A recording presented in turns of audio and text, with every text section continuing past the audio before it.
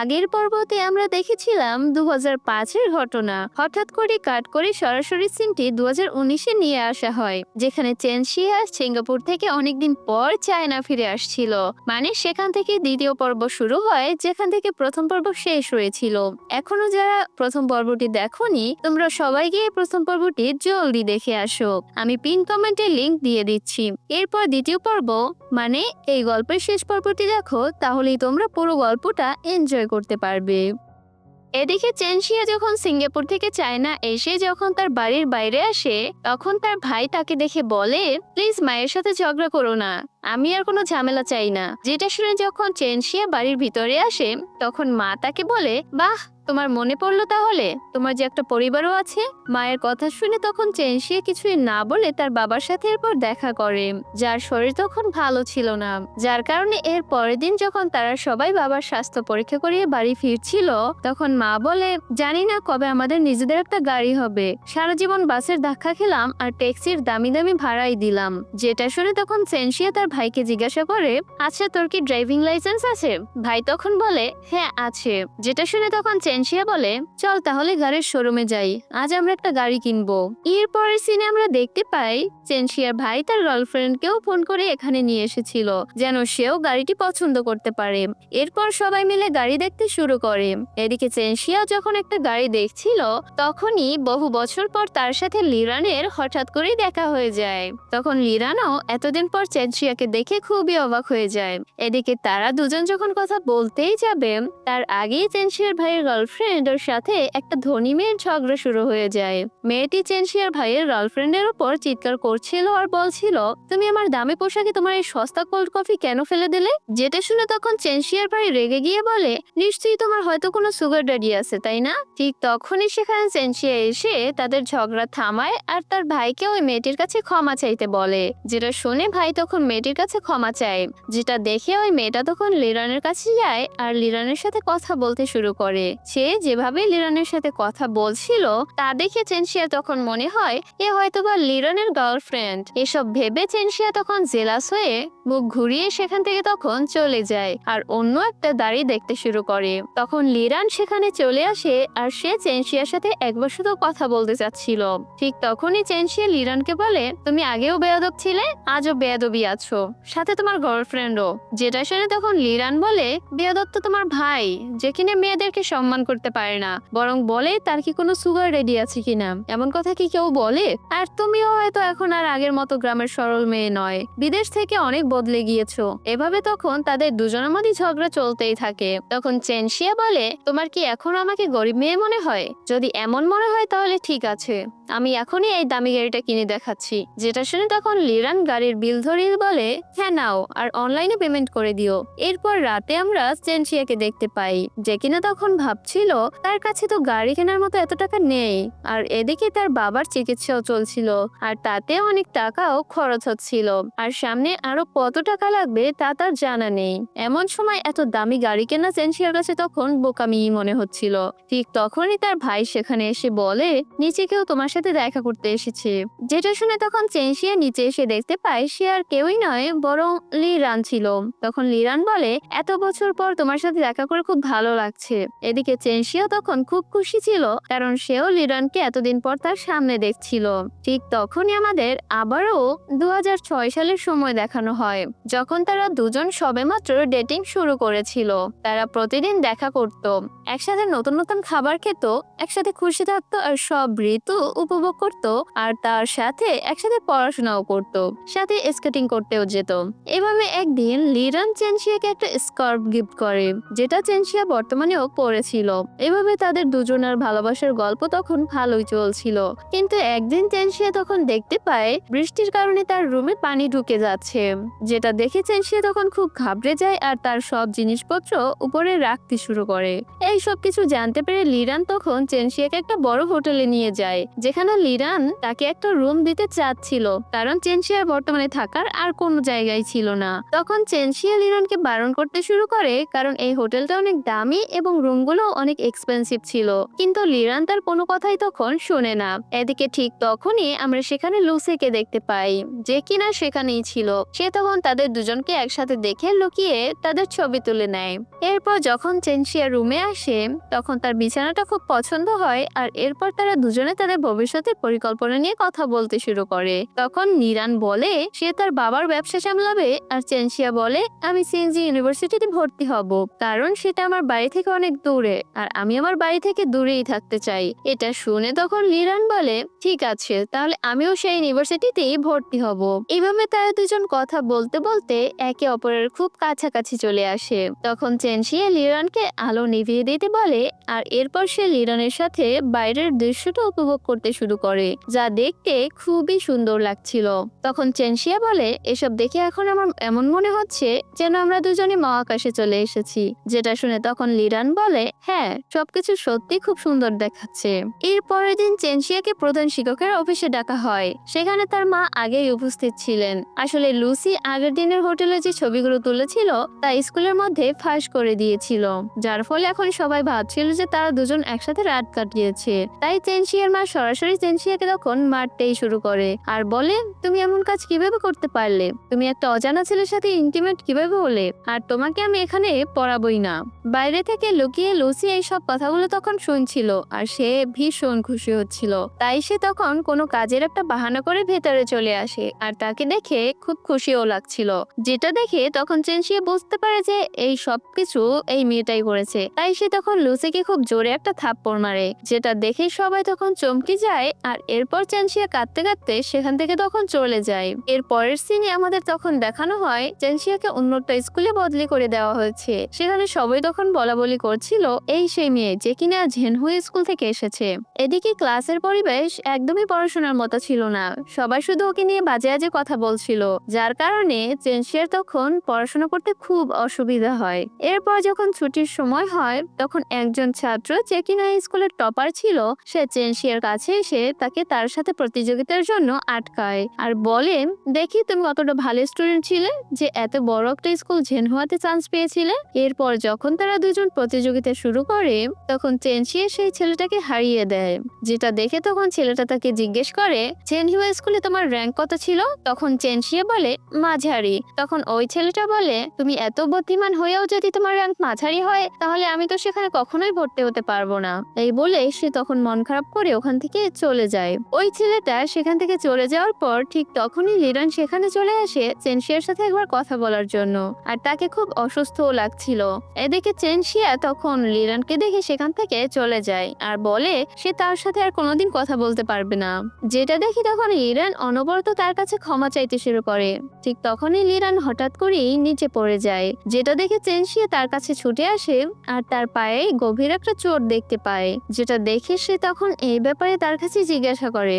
তখন লিরান বলে ওই ঘটনার পর বাবা আমাকে রুমে বন্ধ করে অনেক মেরেছিল এবং আমাকে রুমে বন্দি করে রেখেছিল, কিন্তু আমি খুব কষ্ট করে লুকিয়ে তোমার সাথে একবার দেখা করতে এসেছি।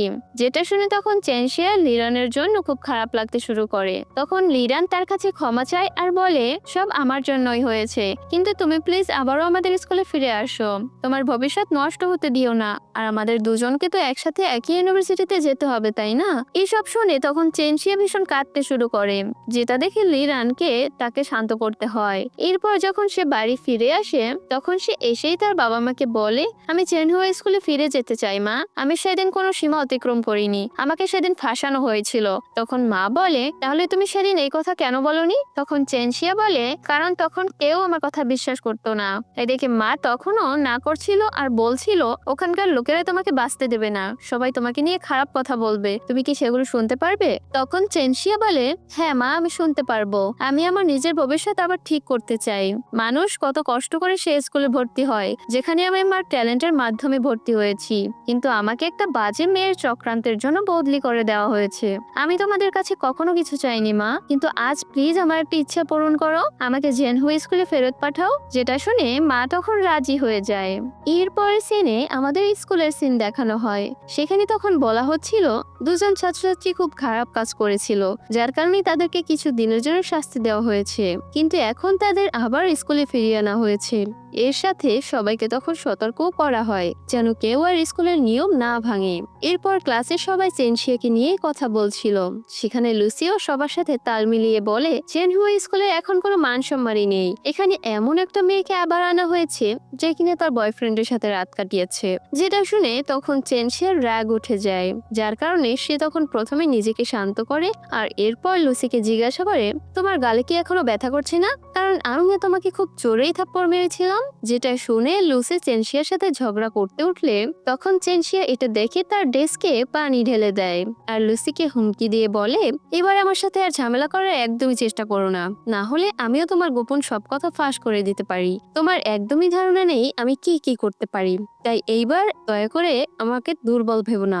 এইসব শুনে লুসি আর পুরো ক্লাস তখন অবাক হয়ে যায়, কারণ আগে চেনশিয়া তো অন্যের সাথে কথা বলতেই খুব ভয় পেত, আর আজ সে নিজের জন্য কথা বলছে এবং লুসিকে হুমকিও দিচ্ছে। এইভাবেই দিন কাটতে থাকে আর খুব তাড়াতাড়ি ফাইনাল পরীক্ষা আসতে চলছিল, যার কারণে স্কুলে তাদের প্রস্তুতিমূলক পরীক্ষা নেওয়া হয়। পরদিন এক্সামের তখন রেজাল্ট দেওয়া হলে চেনশিয়ার তখন মন খারাপ হয়ে যায়, কারণ তার নম্বর খুব একটা ভালো আসেনি। যার কারণে সে তখন লিরানকে ফোন দিয়ে বলে, জানি না আমি আমার পছন্দের ইউনিভার্সিটিতে ভর্তি হতে পারবো কিনা।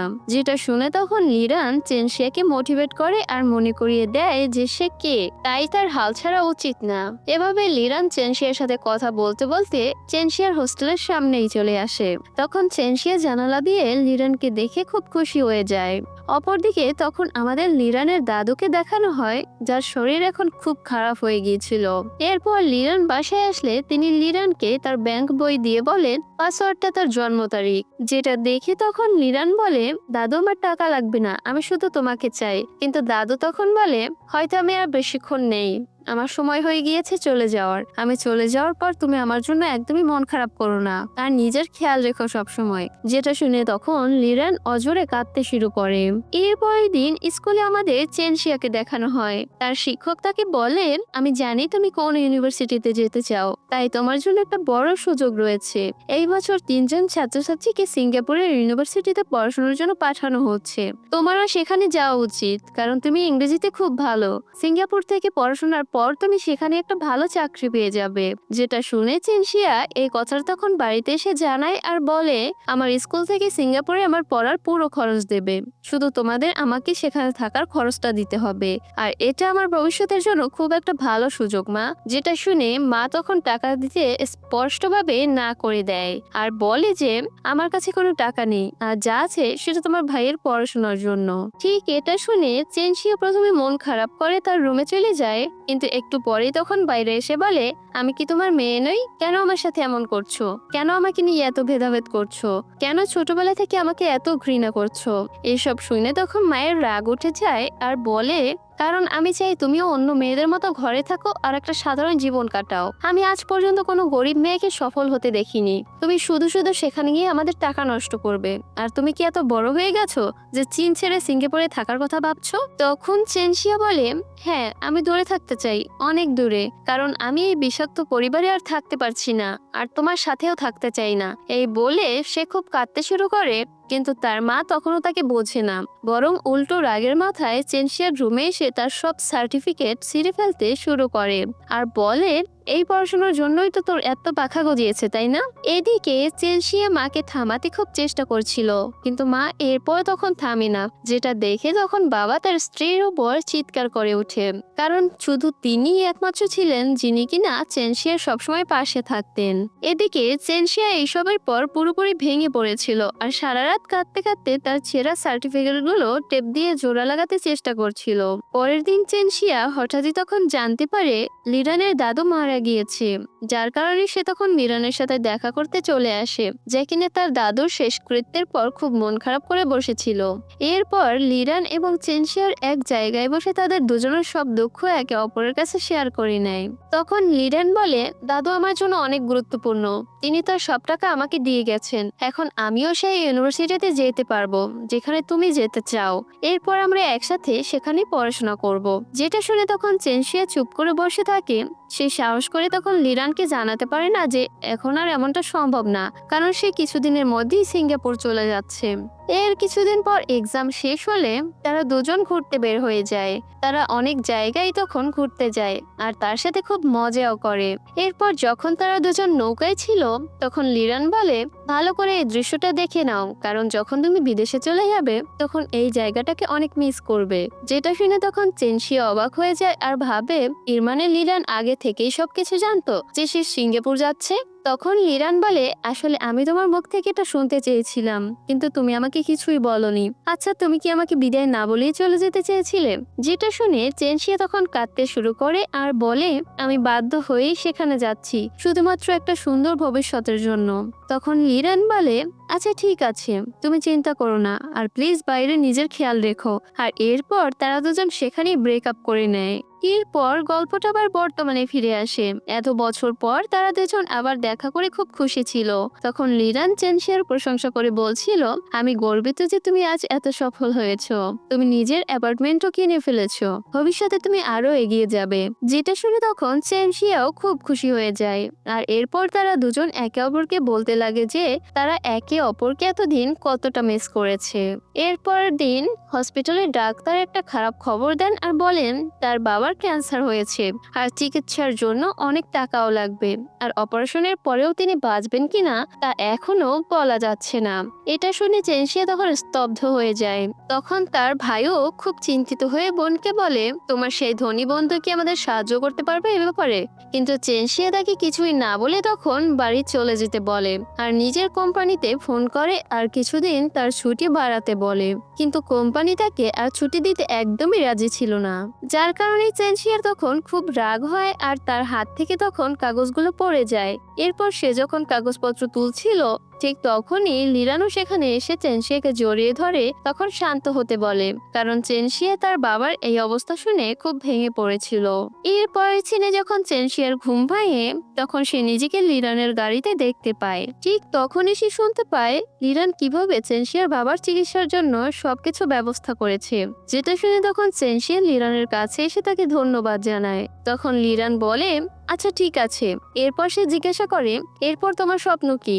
তখন চেনশিয়া বলে, আমি চাই যখন আমি ঘুম থেকে উঠবো ঠিক তখন যেন তুমি আমার সামনে থাকো। যেটা শুনে লিরান তখন আবেগপ্রবণ হয়ে যায় আর ভাবে, সত্যি চেনশিয়া কি এখন আমাকে পছন্দ করে? তখন চেনশিয়া তাকে বলে, আচ্ছা তোমার তো গার্লফ্রেন্ড আছে তাই না? যেটা শুনে তখন লিরান স্পষ্টভাবে বলে যে না, আমার কোনো গার্লফ্রেন্ড নেই। সেদিন যে মেয়েটাকে তুমি আমার সাথে দেখেছিলে সে আমার কাজিন ছিল, গার্লফ্রেন্ড না। এরপর তারা দুজন হেঁটে হেঁটে কথা বলতে শুরু করে, কারণ চেনশিয়ার এখন অনেক হালকা লাগছিল আর তারা দুজন একসাথে রাতও কাটায়, অর্থাৎ তারা আবার ভালোবাসার সম্পর্কে ফিরে এসেছে। এরপরের দিন আমরা দেখতে পাই লিরান চেনশিয়ার বাবাকে একটা বড় রুমে নিয়ে আসে এবং ভালো ডাক্তারদের সাথেও কথা বলে, যেটা দেখে তখন চেনশিয়ার পরিবার লিরানের উপর খুব খুশি ছিল। তখন মা চেনশিয়াকে জিজ্ঞাসা করে, আচ্ছা তোমার এই ধনী বন্ধুটাই তাহলে আমাদের সাহায্য করছে তাই না? সে কি তোমাকে পছন্দ করে? যেটা শুনে তখন চেনশিয়া কিছুই বলে না, বরং বাবার অপারেশন শেষ হলে সে বাবার পাশে গিয়ে বসে। তখন বাবা মন খারাপ করে বলে, আমার জন্য তোমাদের এত কষ্ট সহ্য করতে হচ্ছে, আমার মোটেও এসব ভালো লাগছে না। যেটা শুনে তখন চেনশিয়া তার বাবাকে বোঝায়, এমন কিছুই না বাবা। তখন বাবা বলে, আমি তোমার জন্য গর্বিত মা, কারণ তুমি তোমার জীবনে ভালো করেছো, তুমি শুরু থেকেই কঠোর পরিশ্রম করেছো। যদি আমি তোমাদের সবাইকে একটা ভালো জীবন দিতে পারতাম। যেটা শুনে তখন চেনশিয়া বলে, না বাবা, তুমি আমার জন্য পৃথিবীর সেরা বাবা, কারণ তুমি সবসময় আমাকে সাপোর্ট করেছো আর আমার উপর বিশ্বাস রেখেছো। এর কিছুদিন পর চেনশিয়ার বাবা মারা যায়, যার কারণে চেনশিয়া বাসায় এসে শেষকৃত্যের জন্য টাকাটা অর্ধেক অর্ধেক করে ভাগ করছিল, মানে সে তার ভাইকেও অর্ধেক টাকা দিতে বলে। যেটা শুনে তখন মা বলে, তোমার কি আসলে লজ্জা করছে না? তুমি তোমার ভাইয়ের কাছে টাকা চাইছো, তুমি তো নিজেই সব টাকা দিতে পারো, এটা তো সামান্য টাকা।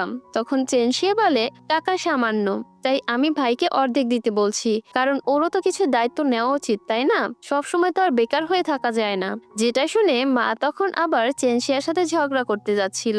ঠিক তখনই চেনশিয়ার ভাই তাকে থামিয়ে দিয়ে বলে, মা ও তো ঠিকই বলছে, উনি তো আমারও বাবা ছিলেন, তাই আমারও টাকা দেওয়া উচিত। যেটা শুনে মা তখন চুপ হয়ে যায়। এরপর রাত হলে চেনশিয়ার ভাই তাকে জিজ্ঞাসা করে, বোন তুই কি আমাকে ঘৃণা করিস? যেটা শুনে তখন চেনশিয়া চুপ হয়ে যায় আর এরপর বলে, না তুই আমার ছোট ভাই, তোকে আমি কেন ঘৃণা করব? শুধু মাই তো আমাকে কখনো মেয়ে হিসেবে ধরেননি। যেটা শুনি তখন চেনশিয়ার ভাই তাকে বলে, এমনটা নয় বোন, মাও তোকে খুব ভালোবাসে, শুধু তার স্বভাবটাই এমন যে কিনা বাইরে থেকে নিজেকে কড়া দেখান। এরপর সে তাকে একটা বক্স বের করে দেখায়। সেই বক্সের ভেতরে চেনশিয়ার মা সেই সব খবরের কাগজের অংশগুলো যত্ন করে কেটে রাখতেন, আর চেনশিয়ার যে সার্টিফিকেটগুলো তিনি ছিঁড়ে ফেলেছিলেন সেগুলো আঠা দিয়ে ঠিক করে নিজের কাছে রেখে দিয়েছেন। মানে সত্যি বলতে চেনশিয়ার মা বাইরে কঠোর সেজে থাকলেও মন থেকে তিনি সবসময় চেনশিয়ার খোঁজ রাখতেন। তখন চেনশিয়া তার ভাইকে বলে, মাকে জানতে দিও না যে আমি এই বক্সটার কথা জেনে গিয়েছি। যেটা শুনে ভাইও তখন রাজি হয়ে যায়। এরপর ভাই সেখান থেকে চলে যাওয়ার পর চেনশিয়া আবারও সেই জিনিসপত্রগুলো দেখতে শুরু করে আর মনে মনে খুব খুশি হয়। পরদিন চেনশিয়া লিরানের সাথে দেখা করতে চলে আসে তাকে বিদায় জানানোর জন্য। তখন লিরান বলে, আমি তোমাকে এয়ারপোর্ট পর্যন্ত ছাড়তে যেতে পারবো না, কারণ তোমাকে বিদায় জানাতে আমার একদমই ভালো লাগছে না। তখন চেনশিয়া বলে, আচ্ছা ঠিক আছে, নিজের খেয়াল রেখো। যেটা শুনে তখন লিরান চেনশিয়াকে শক্ত করে জড়িয়ে ধরে আর বলে, আমি তোমাকে খুব মিস করব। ইস, যদি আমরা তাড়াতাড়ি আবার দেখা করতে পারতাম। এরপর চেনশিয়া বিদায় নিয়ে চীন থেকে সিঙ্গাপুর চলে আসে। সেখানে সবাই তাকে খুব সুন্দর করে ওয়েলকাম জানাচ্ছিল, যেখানে তখন আমরা বুঝতে পারি এখানে চেনশিয়া অনেক ভালো বন্ধু তৈরি করে ফেলেছিল। কিন্তু কোনো না কোনো দিক দিয়ে এখন ভেতরে ভেতরে সে লিরানের জন্য খুব কষ্ট পাচ্ছিল, কারণ তার কাছে এখন সবকিছু আছে, শুধু লিরানই নেই। তাই এর পরের দিনই সে আবার চীনে ফিরে আসে, যেটা দেখে লিরান তখন অবাক হয়ে যায় আর বলে, তুমি কেন আবার ফিরে এসেছো? তখন সে বলে, তোমার জন্য। কেন, আমাকে দেখে তুমি খুশি হওনি? আমি আমার চাকরি ছেড়ে দিয়েছি, তাছাড়া এখন আমি এখানেই চাকরি পেয়ে যাব, আর তাতে তুমিও আমার সাথে থাকবে। এদিকে সেনশিয়াকে এত খুশি দেখে লিরানও তখন খুব খুশি হয়ে যায় আর বলে, আমার বিশ্বাস হচ্ছে না যে তুমি সত্যি আমার জন্য ফিরে এসেছো। মানে সে খুব আবেগপ্রবণ হয়ে যাচ্ছিল, যেটা দেখে চেনশিয়া সরাসরি লিরানকে কিস করে দেয় আর বলে, আমি এখন তোমাকে ছেড়ে আর কোথাও যাব না, বরং এখন আমরা বিয়ে করব আর সবসময় একসাথে থাকবো। যেটা শুনে লিরানও খুব খুশি হয়। আর এভাবেই হ্যাপি এন্ডিং এর মাধ্যমে আজকের গল্পটা এখানেই শেষ হয়ে যায়। কেমন লাগলো এই গল্পটা কমেন্টে অবশ্যই জানিও। আর সবাই ভালো থেকো, সুস্থ থেকো, টেক কেয়ার, বাই বাই।